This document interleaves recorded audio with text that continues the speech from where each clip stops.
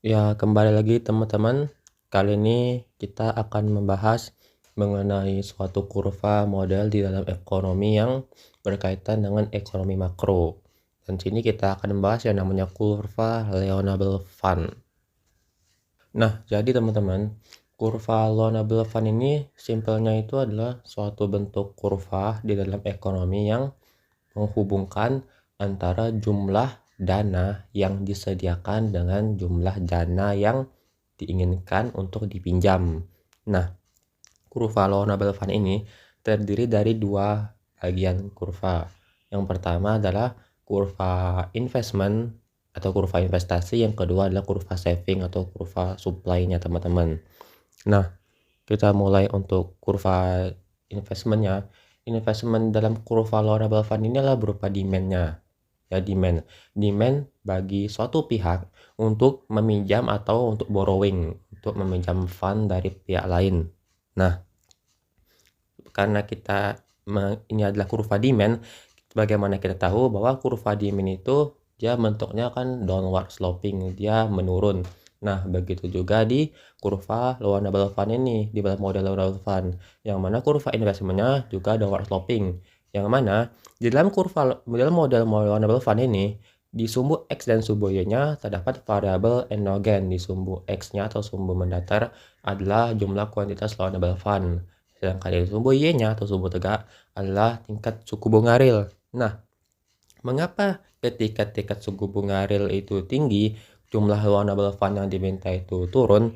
Nah, kita bayangkan teman-teman, kita pengen minjem uang di bank. Nah, kalau kita pengen minjam uang di bank, ketika bank itu menawarkan tingkat suku bunga yang tinggi, kita sebagai konsumen itu pengen minjam uang atau enggak? Yang jelas kita enggak akan minjem dong. Mengapa? Karena kalau tingkat suku bunganya tinggi, berarti kita harus mengembalikannya dengan jumlah yang lebih besar kepada bank. Nah, begitu juga ketika tingkat suku bunganya turun, kita sebagai konsumer pengen dong minjem ke bank karena biaya atau cost dari bunganya yang diberikan oleh bank itu menjadi lebih kecil. Oleh karena itu, itulah alasan mengapa kurva investment atau kurva borrowing atau kurva demand dalam model loanable fund itu bentuknya downward sloping.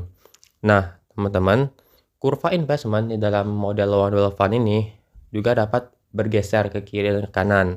Nah, faktor-faktornya itu diantaranya yang pertama, masalah pajak. Kalau seandainya pajak itu diberikan insentif atau kita itu sebagai pihak itu diberikan keleluasaan atau keringanan dalam membayar pajak, jadi kita pengen dong investasi karena pajaknya berkurang, jadi kita pengen demand untuk investasi. Akhirnya kurva investment akan bergeser ke kanan. Begitu juga dengan ekspektasi. Misalkan karena terpilihnya mungkin presiden yang baru atau kebijakan-kebijakan pemerintahan yang bersifat positif, maka kita akan memiliki ekspektasi yang baik. Wah, di masa depan profitabilitas perusahaan kita akan meningkat nih. Maka kita akan meningkatkan investasi kita sehingga kurva investment itu bergeser ke kanan. Yang ketiga, berkaitan dengan APBN, nah, teman-teman. Nah, pemerintah sendiri merupakan suatu pihak yang memegang sisi supply, sisi demand-nya, sisi investment-nya. Ketika pemerintah itu mengalami budget defisit atau pengeluarannya lebih besar daripada penerimaan, maka kan pemerintah itu perlu membiayai defisitnya tadi dengan cara minjem dana di pasar loanable fund melalui menerbitkan obligasi atau meningkatkan pajak. Nah, kalau kita berbicara dari sisi investment, ketika pemerintah mengalami budget defisit, maka pemerintah akan meminjam uang di pasar loanable fund sehingga investmentnya meningkat dan kurva investment bergeser ke kanan, nah, teman-teman. Jadi ini adalah faktor-faktor dan hal yang berkaitan dengan kurva investment di dalam model loanable fund. Nah, teman-teman, kita lanjut ke sisi yang kedua, yaitu sisi supply-nya. Nah, di dalam model loanable fund ini, sisi supply-nya itu dikenal dengan nama saving atau tabungan. Nah, jadi ini nama kurva tabungan atau kurva saving. Nah, teman-teman, kurva saving ini karena kurva supply itu kan kita tahu kalau bentuknya itu kan ke atas, itu kan upward sloping. Nah, begitu juga dengan kurva saving ini. Kurva saving ini bentuknya itu upward sloping juga. Ketika tingkat suku bunga tinggi, maka jumlah saving atau jumlah uang yang pengen kita tabungkan itu meningkat. Mengapa? Ya, karena kan kita pakai logika aja ya. Ketika tingkat suku bunga tinggi, maka kita pengen nabung atau membelanjakan uang. Nah, kalau kita ini bersifat rasional gitu kan. Berarti kita pengen nabung gitu kan, karena kalau kita nabung dengan tingkat suku bunga bank yang tinggi, maka kita akan menerima imbal hasil yang tinggi juga dari bank. Oleh karena ini adalah alasan mengapa ketika tingkat suku bunga tinggi, maka jumlah uang yang pengen kita saving itu makin tinggi. Dan ketika tingkat suku bunga rendah, jumlah uang yang pengen kita saving itu juga rendah. Karena ini berkaitan dengan nominal tabungan tadi yang telah dijelaskan. Nah, selanjutnya juga ada faktor-faktor yang menggeser kurva saving teman-teman, menggeser kurva supply dalam model loan fund. Yang pertama, ya jelas, karena kurva tabungan berarti keinginan untuk menabung. Nah, ketika masyarakat teman-teman memiliki keinginan untuk menabung yang tinggi, maka kurva saving ini akan bergeser ke sebelah kanan, akan meningkat. Sehingga ini menyebabkan tingkat suku bunga akan turun dan jumlah loan fund yang ditawarkan meningkat. Nah, yang kedua, ekspektasi masa depan. Nah, ketika kita memprediksi atau beranggapan bahwa di masa depan akan terjadi inflasi yang tinggi, maka kurva saving akan menurun atau bergeser ke kiri. Mengapa? Logikanya gini.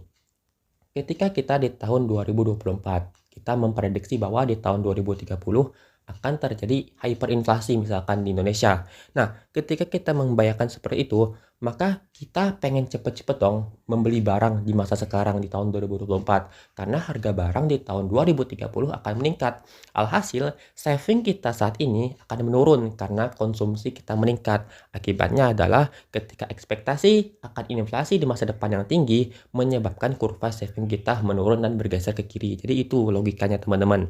Dan yang ketiga, adanya capital inflow atau adanya aliran dana yang masuk dari luar negeri ke Indonesia. Artinya kan logikanya kalau ada aliran dana yang masuk, supply di Indonesia itu kan meningkat.